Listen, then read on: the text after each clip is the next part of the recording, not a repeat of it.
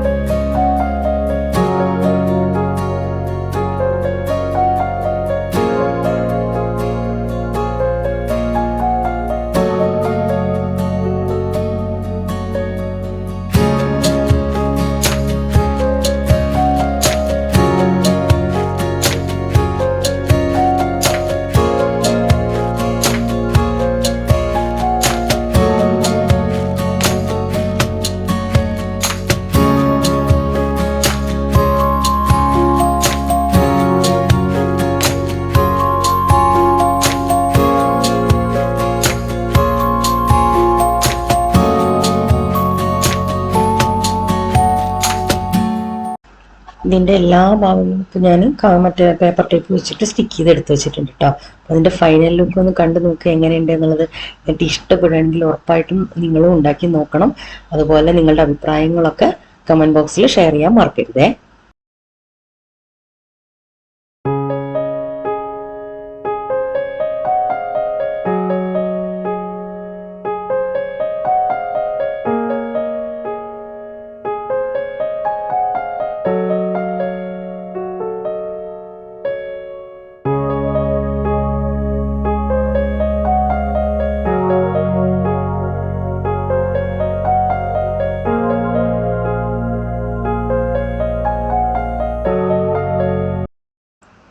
ഇപ്പം എല്ലാ ഭാഗവും സ്റ്റിക്ക് ചെയ്ത് അടിപൊളിയാക്കി എടുത്തിട്ടുണ്ട്. ഇപ്പം അതിൻ്റെ ഫൈനൽ ലുക്ക് കണ്ട നല്ല ഭംഗിയായിട്ടില്ലേ. ഇത് എല്ലാവർക്കും ഇഷ്ടപ്പെടുകയാണെങ്കിൽ എന്തായാലും പറയാൻ മറക്കരുത്. അപ്പം അടുത്ത വീഡിയോ വരുന്നവരേക്കും tata bye bye, see U.